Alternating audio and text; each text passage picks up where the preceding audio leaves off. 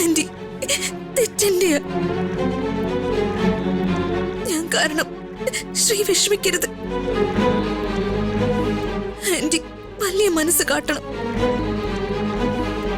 ഹരീഷിനെ കൊണ്ട് ശ്രീയുടെ കഴുത്തിൽ താലി കെട്ടിക്കണം.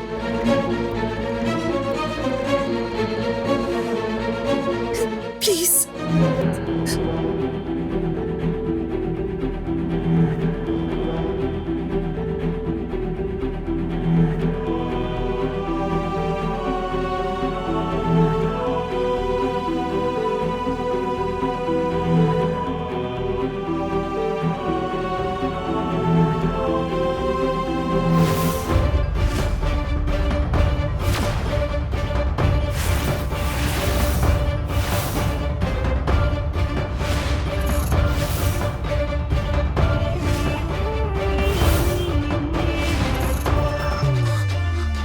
സർ,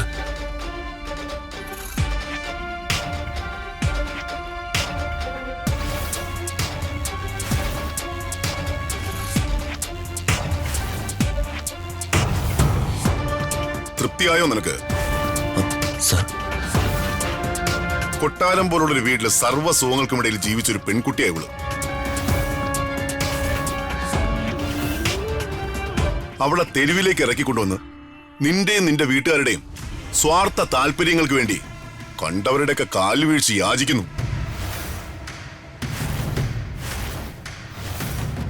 കണ്ടു നിൽക്കുന്നവർ നാളെ ഇത് തെരുവിലും കടത്തണിയിലും ചർച്ചയാക്കുമ്പോ നഷ്ടാവാൻ പോകുന്നത് എന്റെ ഇമേജാ. തന്നിഷ്ടത്തിന് ഇറങ്ങിപ്പോയി എന്റെ മാനം നഷ്ടമാക്കിയ ഇവളെ കുറിച്ച് ഓർക്കുന്നത് പോലും എനിക്കിപ്പോ വെറുപ്പാ.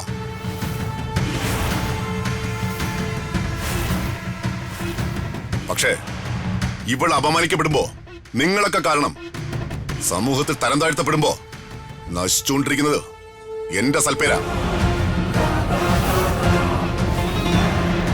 പ്രതാപവർമ്മ ഭൂമിയോളം ക്ഷമിക്കും. ക്ഷമ നശിച്ച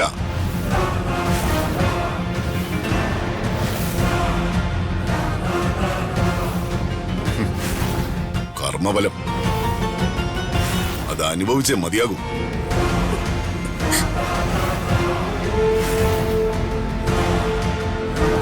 ഞാൻ ഇപ്പൊ ഇവിടേക്ക് വന്നത് ഇന്ന് ക്ഷേത്രത്തിൽ അരങ്ങേറിയതുപോലുള്ള കൂത്തുകള് മേലിൽ ആവർത്തിക്കാൻ പാടില്ലെന്ന് പറയാനാ.